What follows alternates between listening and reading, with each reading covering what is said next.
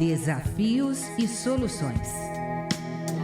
Apresentação: Mário Mas.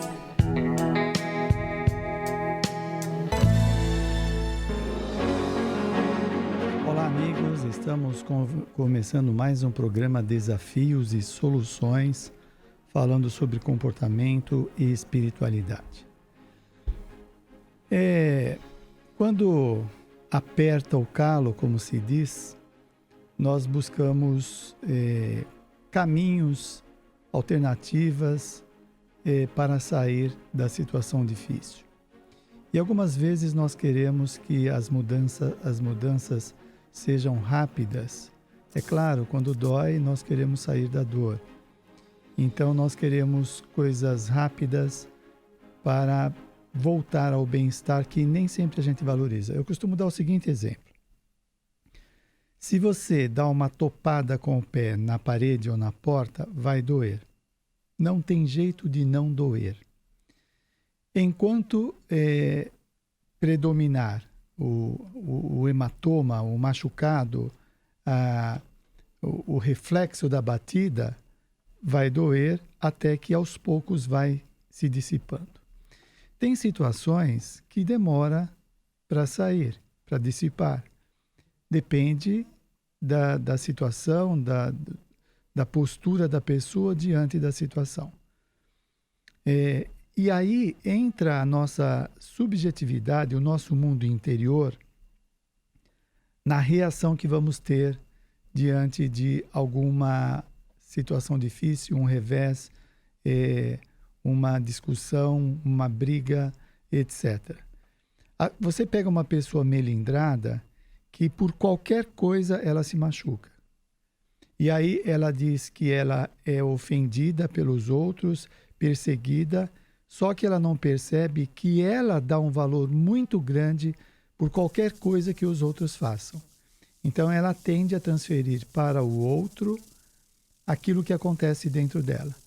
Outras pessoas, no entanto, têm uma capacidade de suportar situações difíceis muito mais intensa do que aquela outra, né? Nós não estamos livres dos reveses da vida.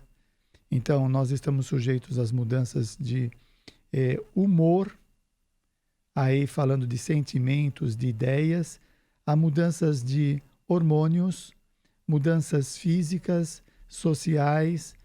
Tem uma série de coisas que faz parte da nossa vida que mexe, gera uma certa instabilidade no comportamento do indivíduo.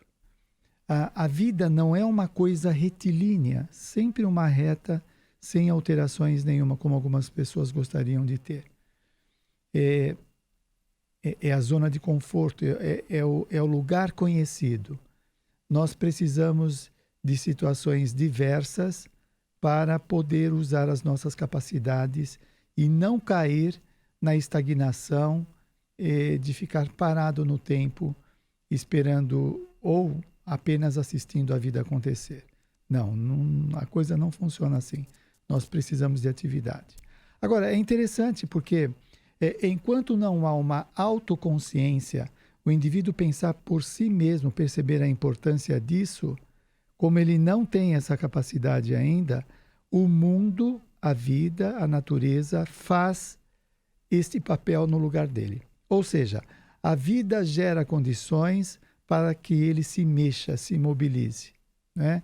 Através do quê? Através das intempéries naturais, das mudanças econômicas, dos problemas culturais, etc, etc. Viver na sociedade complexa traz uma série de estímulos e que vão afetar o comportamento. Mas para entender um pouco mais por que às vezes demora para mudar um comportamento, como acontece muitas vezes uma pessoa que está passando por uma depressão ou mesmo falta de confiança em si mesma, eles buscam terapia, querem respostas rápidas, como se fosse no instalar de dedo mudar condições internas. Só para fazer uma ilustração.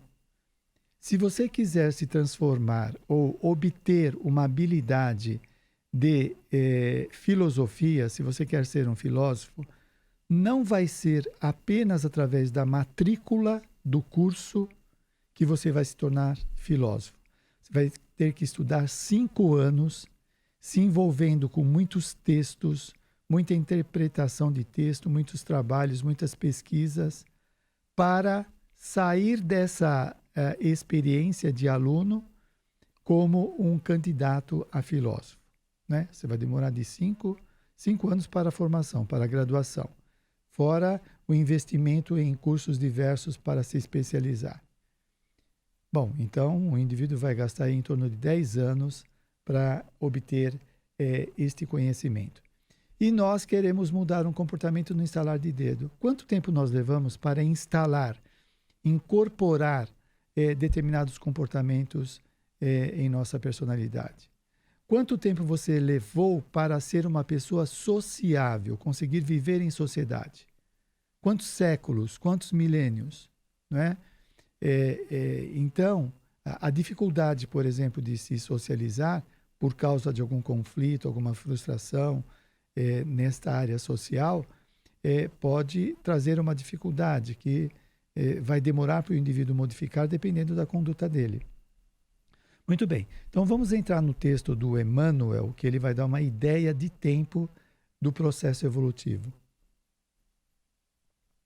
Para nós entendermos que nós não somos somente a personalidade atual e estes conhecimentos que possuímos agora fazem parte das conquistas que obtemos na existência presente, junto com as conquistas que trazemos dos milênios anteriores. Então, você pega uma pessoa, quando se fala de dom ou de vocação, né? Nossa, essa pessoa é especial, nasceu com essa vocação de pintura, de resolver problemas, de matemática, etc. Ele tem esse dom especial. O dom é uma coisa construída, aprendida. Quantos séculos ele levou pintando quadros? Quantos séculos ele levou resolvendo problemas para ser um expert em resolução de problemas? Então, não é uma coisa que ele faz uma graduação agora de 5 anos e ele já sai por aí quase um gênio. Essa genialidade, como está lá em A Gênese de Allan Kardec, né? O gênio é a pessoa que investiu em conhecimentos, buscou uma vivência estreita com o conhecimento, por isso que ele vai se apresentar como gênio. Então, essa disposição, essa potencialidade para a genialidade, se a gente quiser dar um nome para um espírito evoluído, todos nós possuímos, né? Todos nós somos iguais, sem exceção, somos centelhas divinas. Muito bem, então vamos lá. E Emmanuel diz: quantos milênios gastou a natureza divina para realizar a formação da máquina física em que a mente humana se exprime na Terra? Quanto tempo levou para esse corpo estar sofisticado como se apresenta hoje, né? E muitas vezes nós brigamos com o nosso corpo, nós batemos nele, maltratamos através de pensamentos sombrios, através de autoflagelação, automutilação, e aí que está. Aí vocês vejam, a falta de conhecimento que o Espiritismo traz, o Espiritismo vai dizer o quê? Olha, você está mutilando o seu corpo, você está maltratando ele, isso vai ficar registrado no seu perispírito, que é o corpo espiritual, e futuramente você vai ter problemas de manifestação. Você vai ter dificuldades de se expressar porque você está lesando o seu corpo. Então, hoje, quando vemos uma pessoa com restrições cognitivas, intelectuais, emocionais, comportamentais, são decorrentes dos tormentos que a pessoa provocou a si mesma no passado e no presente. Então, essa visão que o Espiritismo traz da eternidade é muito importante para nós percebermos hoje como continuidade das vidas anteriores. Não há uma descontinuidade, há uma continuidade. E Allan Kardec fala isso. Ele fala, a vida atual é a continuação imediata do que foi a vida anterior. Então, você imagina, você termina a vida presente. Nós estamos em 2020. Termina esta vida. Desencarnamos, vamos para cidades espirituais, fazemos revisões, etc. E vamos reencarnar. Nós vamos reencarnar dando continuidade aos conhecimentos que nós tínhamos na personalidade anterior, né? O indivíduo, se ele desencarna imaturo, na próxima existência ele ainda é imaturo, ele vai ter que conquistar a maturidade. É claro que ele progride também no plano espiritual, não é? Mas não há uma descontinuidade. O indivíduo é uma pessoa... eu estou falando aqui de imaturidade ou imperfeição evolutiva. Não estou falando de problemas cognitivos ou intelectuais. Porque o indivíduo ele pode se apresentar com deficiências diversas e ser altamente inteligente. Ele é mais evoluído intelectualmente, mas ele pode ter restrições emocionais, né? E o oposto também acontece. Uma pessoa tem inteligência bastante avantajada num corpo deficiente e vice-versa, né? Bom, então continuando aqui. Eu ia falar mais alguma coisa dentro dessa linha de pensamento, mas fugiu. É sobre a inteligência e a falta de inteligência. Assim, a pessoa imperfeita que ainda não possui conhecimento, ela vai ter restrições por conta da imperfeição, é falta de evolução.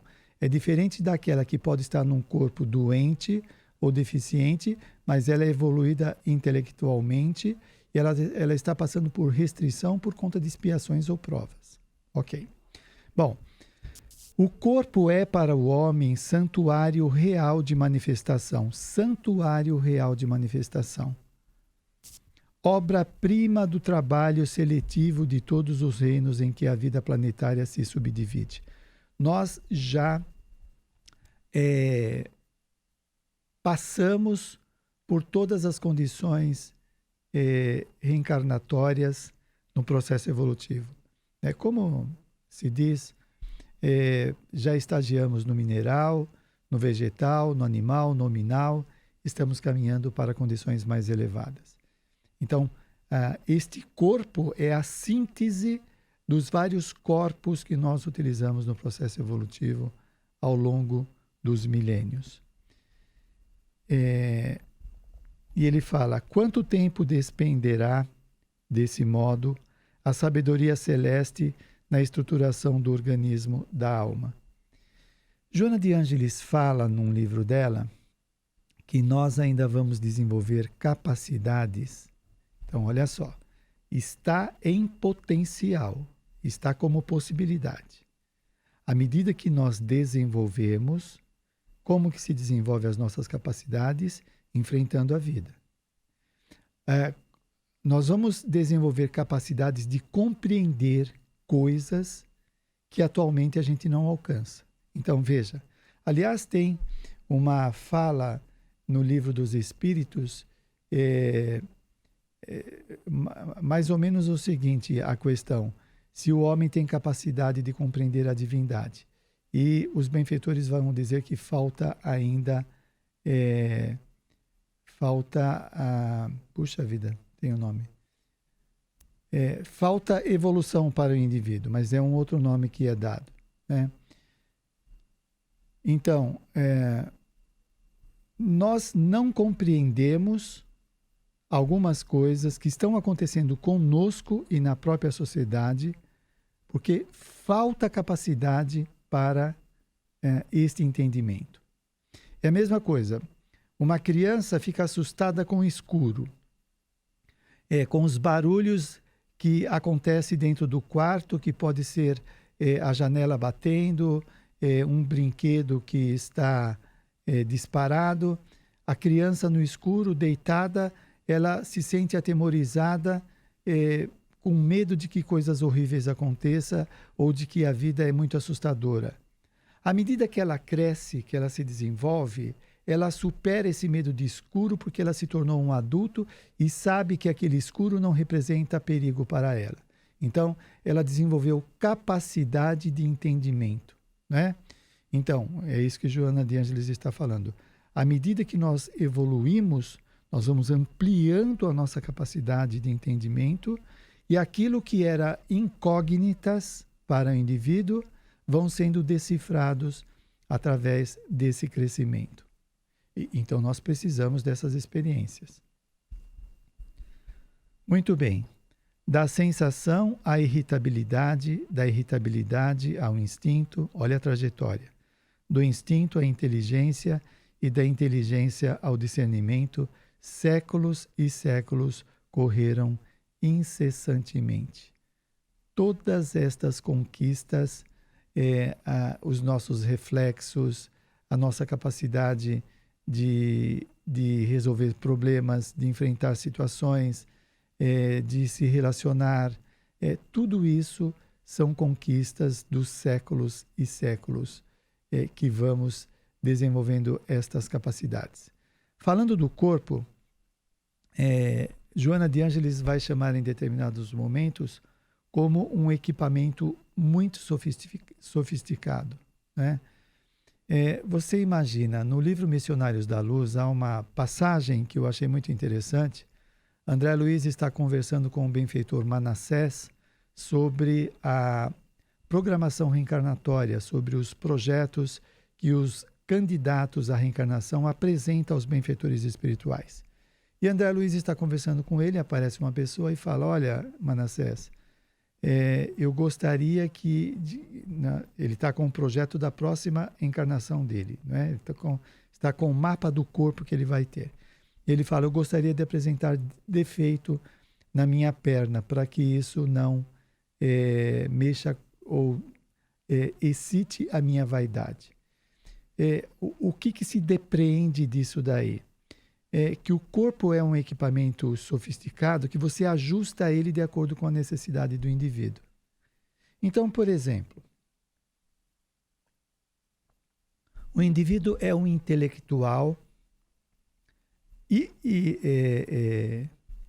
um intelectual antiético e utiliza o conhecimento para humilhar as pessoas ou para obter vantagens. Então, ele está na vida encarnado com esta capacidade, objetivando melhorar, mas ele está usando a inteligência para o mal. Muito bem.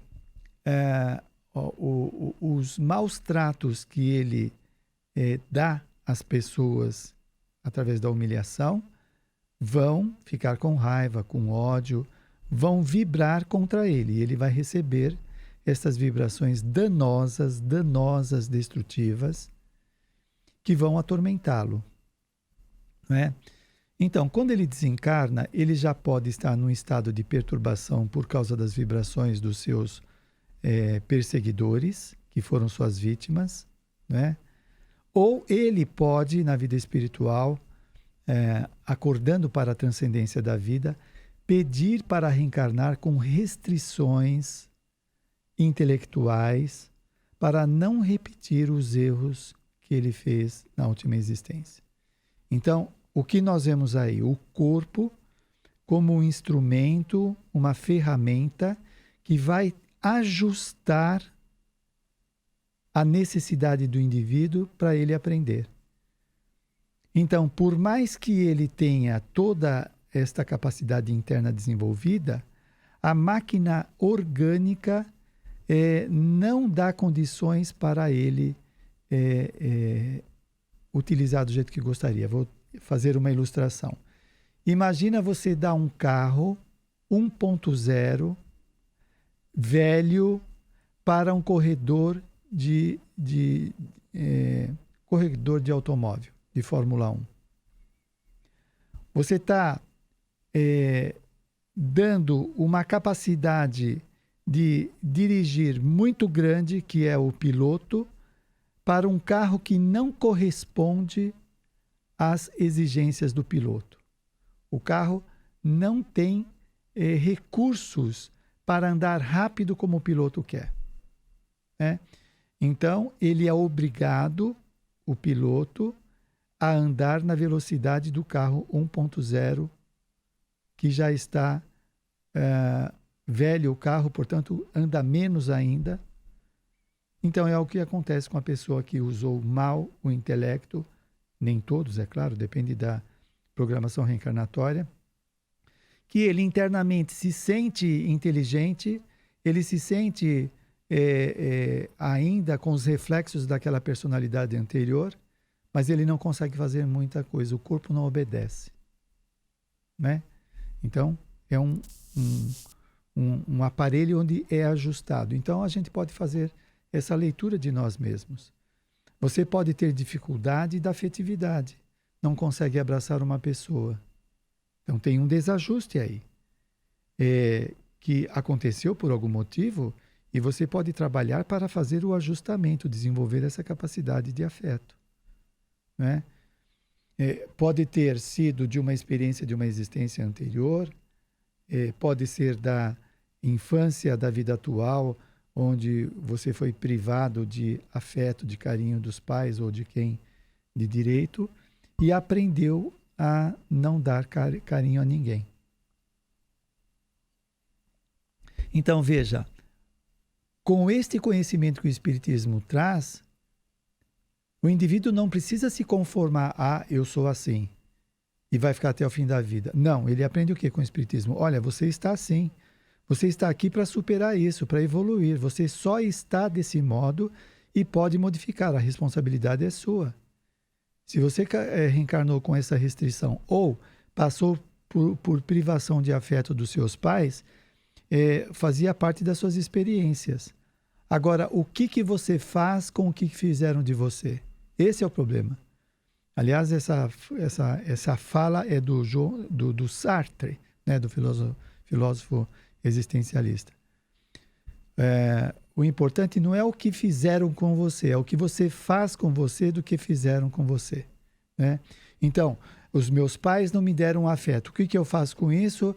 Eu vou me encostar na vida e ficar chorando, ser uma pessoa desamada, vou passar assim até o fim da minha vida. É eu que estou decidindo diante da falta de afeto que eles me deram. Agora eu posso decidir o seguinte: bom, eles não me deram afeto porque nem sabiam que era isso, ou porque não gostam de mim, mas eu mereço ser feliz. Eu mereço ter afeto e dar afeto, e vou atrás disso. Então tem gente que pega a restrição, ou o limite, ou a provocação, como alavanca para se sobrepor à situação.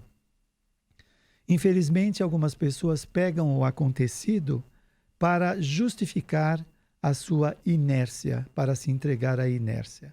Não, esse não é o caminho. Nós estamos aqui evoluindo, buscando melhorar. Então, se você tem dificuldade de se relacionar com as pessoas, faça um curso de dança, um curso de teatro, alguma coisa para você se expor e aprender a como se relacionar com pessoas. É a mesma coisa, você quer ser um perito em fazer cálculos? Você tem que fazer curso de matemática e outras que eu nem sei o nome, para se tornar um perito daquela área. Você quer ser um perito na área de relações humanas? Tem que fazer curso, tem que se expor, né? Não se conforma com o estado que você se encontra. Mas vamos adiante que tem mais informações preciosas. A evolução é fruto do tempo infinito. Então, por exemplo, eu falei quanto tempo nós demoramos para ser pessoas sociáveis. Quantos séculos nós fazemos isso? Quantos séculos uma mulher leva para desenvolver a capacidade materna, a capacidade de cuidar de pessoas, de entender, de empatia, de estar junto com a pessoa no lugar dela. Isso não é uma coisa de improviso. São séculos e séculos de treinamentos que a pessoa vai se gabaritando naquilo que ela está buscando. A morte da forma somática não modifica de imediato o espírito que lhe usufruiu a colaboração. Se você é tímido, vai desencarnar, vai continuar tímido. Vai ter dificuldade de se aproximar das pessoas na vida espiritual. É igual. A pessoa pode, na vida espiritual, obviamente, aprender a não ser mais tímido, como ele pode aprender aqui a não ser mais tímido. Depende da pessoa buscar isso, não se conformar com aquele comportamento. Pode acontecer que ao desencarnar, quando o indivíduo sai das restrições orgânicas, né, ele pode ter uma expansão de consciência, uma melhora na sua percepção e se dar conta da desnecessidade da timidez, né? Ele pode trabalhar, isso pode dar um choque que ele modifique algumas coisas. Mas os hábitos arraigados não mudam, precisa trabalhar para modificá-los. Muito bem, berço e túmulo são simples marcos de uma condição para outra. São simples marcos, são marcas, são experiências, né? O indivíduo, quando está desencarnado e vai reencarnar, ele tem expectativa, fica ansioso, fica preocupado, às vezes temeroso de encarnar. A pessoa encarnada fica também preocupada perto da morte ou quando perde alguém. Ainda esta zona é conflituosa para nós. Ainda não temos isso muito bem resolvido, o que retrata o nosso estado de evolução, né? Ainda não equacionou isso. Nós ainda estamos impregnados de medos da cultura, superstições,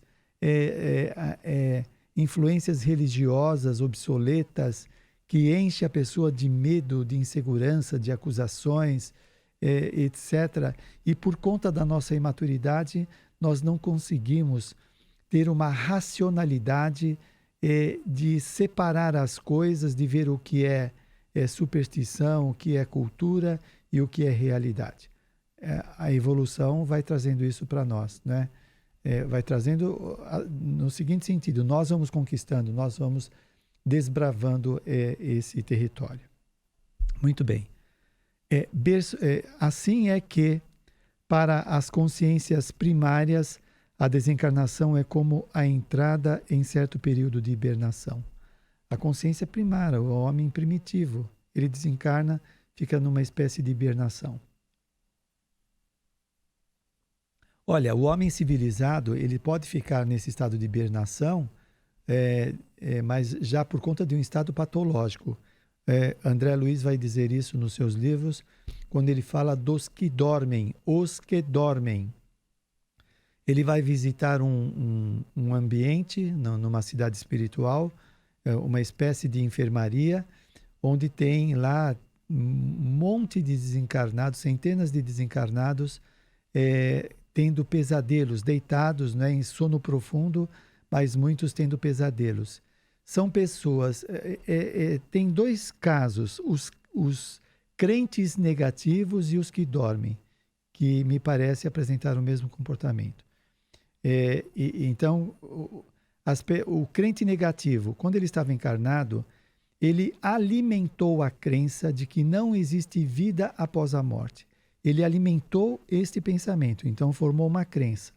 Quando ele desencarna, ele se auto-hipnotiza. Aliás, ele já começa a auto-hipnotização como encarnado. Não existe vida após a morte. Isso é uma auto-hipnotização, a repetição dessa ideia.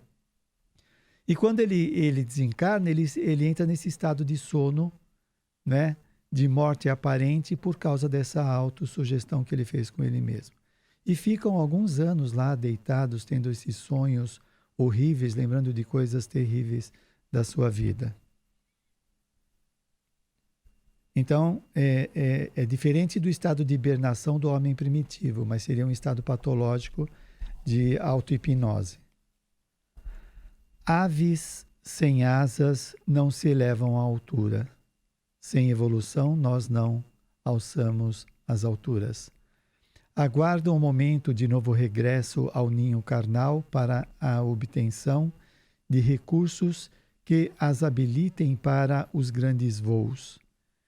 Crisálidas espirituais imobilizam-se na feição exterior com que se apresentam, mas no íntimo conservam as imagens de todas as experiências que armazenaram nos recessos do ser, revivendo-as em forma de pesadelos e sonhos. Então, aqui a mesma coisa que eu estava citando no caso de André Luiz.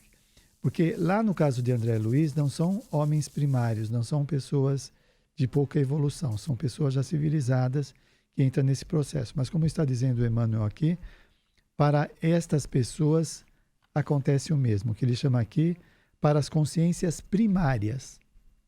Então, olha só. Mas no íntimo conservam as imagens de todas as experiências que armazenaram no recesso do ser. Ou seja, no íntimo, eles guardam os registros das experiências que eles tiveram, né? E isso, a lembrança dessas experiências, forma como um pesadelo, né? E é interessante porque tem uma função que é de mobilizar o indivíduo para refletir sobre a sua vida, refletir sobre si mesmo. Não é uma coisa parada que está dentro da mente e não causa nada. Não, a lembrança causa reações que vai fazer o indivíduo aprender alguma coisa. Mas no íntimo conservam as imagens de todas as experiências que armazenaram nos recessos do ser, revivendo-as em forma de pesadelos e sonhos, imprimindo na mente as necessidades de educação ou reparação. Porque se eu lembro de uma coisa maldosa que eu fiz para alguém, isso me incomoda. Se isto me incomoda, me leva, me impulsiona a querer resolver aquela coisa errada. Então, desse modo, eu reparo e cresço. Então, imprimindo na mente as necessidades de educação ou reparação, com que devem comparecer no cenário da carne em momento oportuno. E quando a gente reencarna, a gente traz os registros das vidas anteriores, que vão se apresentar em forma de inquietação, curiosidade intelectual, afetividade, insociabilidade, etc., né? Que vai, de alguma forma, caracterizar a personalidade. Uma personalidade introvertida, extrovertida, afetiva, grosseira, etc. Para semelhantes inteligências, a morte é como uma parada compulsória. Por algum tempo, diante de mais altos degraus da escala evolutiva que ainda não se acham aptas a transpor. É uma parada, é uma reflexão, é uma recomposição. Então, para semelhantes inteligências, a morte é como uma parada compulsória. O indivíduo sai do cenário que estava, das ligações, dos apegos, por algum tempo diante de mais altos degraus da escala evolutiva que ainda não se acham aptas a transpor. Sem os instrumentos de exteriorização que lhes cabe desenvolver e consolidar, o perispírito, né? E aqui ele está falando desse homem primitivo. Deixa eu ver onde eu parei. Essas mentes, quando desencarnadas, sofrem consideráveis alterações da memória. Quase sempre demoram-se nos acontecimentos que viveram e, de alguma sorte, perdem temporariamente a noção de tempo. Ficam detidos nas suas lembranças, nos acontecidos. É interessante, né? Porque nós vemos esse arquivo das experiências como uma excitação à mente para pensar nos feitos, nas realizações que foram feitas. Cristalizam-se dessa maneira em paixões e realizações do passado que lhes é próprio para renascerem na arena da luta material com as características do quadro moral em que se colocam, desintegrando erros e corrigindo falhas, edificando pouco a pouco as qualidades sublimes com que se transportarão às esferas mais altas. Muito bem. Eu queria aqui agradecer o pessoal que está participando na TV Mundo Maior, na Rádio Boa Nova, no Facebook, nas redes sociais, acompanhando toda a programação aqui da Rádio Boa Nova. O pessoal que está fazendo pergunta aqui para o programa, eu respondo depois, porque agora para ler fica um pouco complicado. Muito bem. continuando. Eu queria retomar aqui para tentar estender a reflexão. Cristalizam-se dessa maneira em paixões e realizações do passado. O indivíduo se detém nessas paixões, naquilo que chamou atenção, naquilo que ele esteve ligado, nos ideais abraçados, nos projetos, nas convivências. O indivíduo fica detido, são as nossas memórias, são as coisas que nos marcaram, por isso ficamos detidos. É a mesma coisa hoje. Nós temos a vinculação com os nossos amigos ou familiares, uma vinculação estreita, no qual periodicamente nós nos visitamos, etc., fazemos coisas juntas. Quando desencarnamos, nós procuramos esses afetos, nós estamos ainda ligados a esse tipo de comportamento, de relação, dependendo do grau de evolução das pessoas, né? Nós temos memórias afetivas, então é natural procurá-los. Só que no programa de evolução, nós vamos ampliando a rede de amizades, de afetos que vão fazendo parte do nosso grupo evolutivo. Bom, em razão disso, os espíritos delinquentes ressurgem nas correntes da vida física, reproduzindo no patrimônio congenial as deficiências que adquiriram a face da lei. E a lei de causa e efeito, né? É muito importante nós não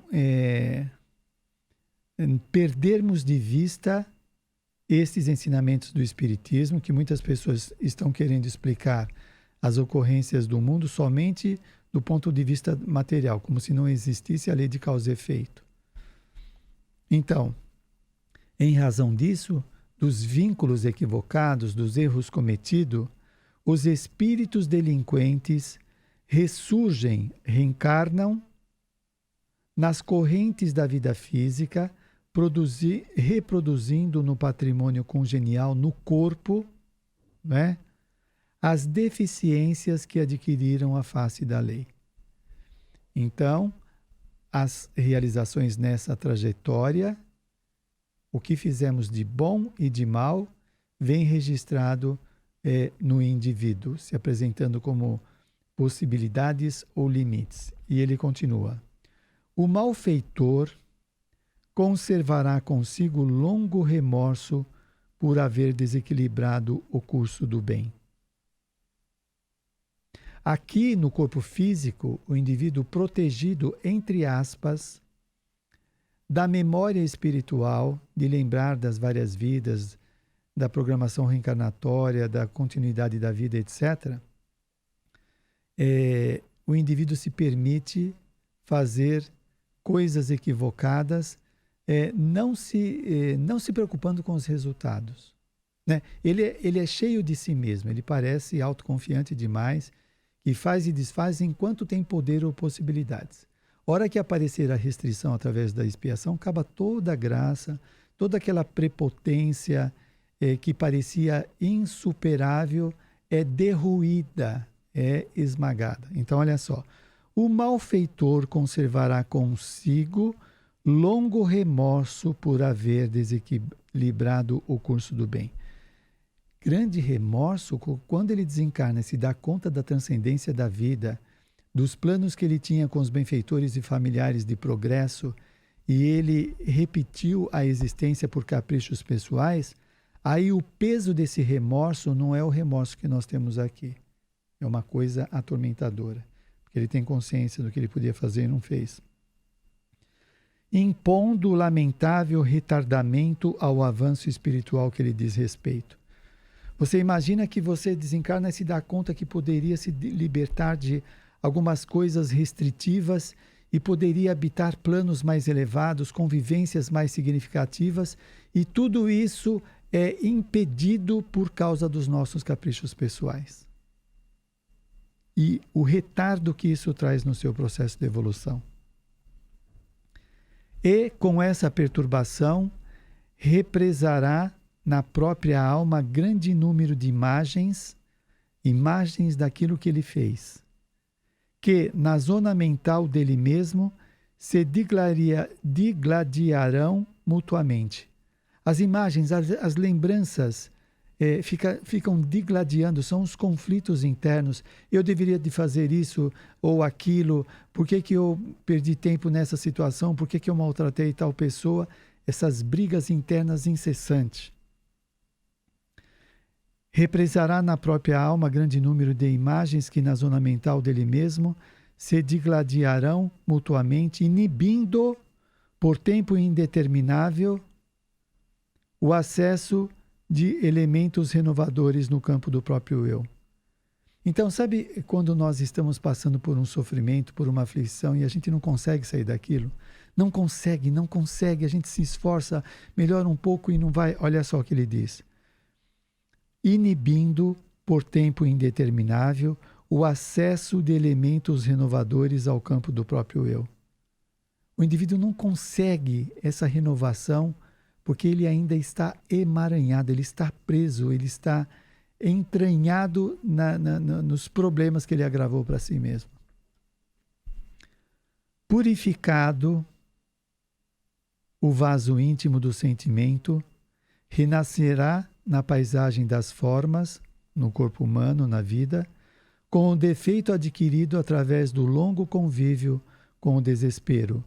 Olha, o convívio com o desespero, essa desesperança, a agonia que provoca na personalidade. Ele vai viver desse modo. Convívio com o desespero, com o arrependimento ou com a desilusão. Aí a gente vê as angústias existenciais, o tédio. A pessoa passa a vida toda naquele tédio, parece que nunca ela se cura, que ela nunca sai daquela situação. Ou desilusão, reajustando o corpo perispirítico por intermédio de laborioso esforço regenerativo na esfera carnal. O enfrentamento da vida, dessas dificuldades, é a busca da superação dos limites. Olha só, os aleijões... Deixa eu beber água.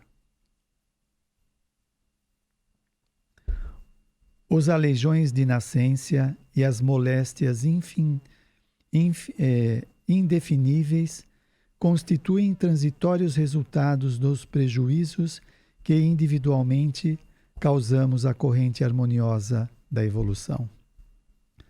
De átomo em átomo organizam-se os corpos astronômicos dos mundos e de pequenina experiência em pequenina experiência, infinitamente repetidas, alarga-se-nos o poder da mente e sublimam-se-nos as manifestações da alma que, no escoar das eras imensuráveis, cresce no conhecimento e aprimora-se na virtude, estruturando pacientemente, no seio do espaço e do tempo, o veículo glorioso com que escalaremos um dia os impérios deslumbrantes da beleza imortal. Emmanuel, no livro Roteiro, este belo livro, Roteiro. Aqui está. Muito bem, então está aqui. Olha só que colocação bonita. De átomo em átomo organizam-se os corpos astronômicos dos mundos e de pequenina experiência em pequenina experiência, infinitamente repetidas, alarga-se-nos o poder da mente. Continuamente passando por experiências, enfrentando pessoas, conversando, sendo amável, as pessoas brigando com a gente brigando, enfim, enfrentando esses afazeres existenciais, estas condições existenciais, nós vamos desenvolvendo as nossas capacidades e o estágio que nós chegamos agora é o resultado desses esforços anteriores e o que está por vir é inimaginável, é o infinito. Nós começamos agora a nossa trajetória evolutiva conscientemente, né? Imagina o que falta pela frente. Muito obrigado a todos, boníssima semana, aproveita bem a sua existência reencarnatória para sair exitoso daqui da vida, para a vida espiritual. Um abraço a todos.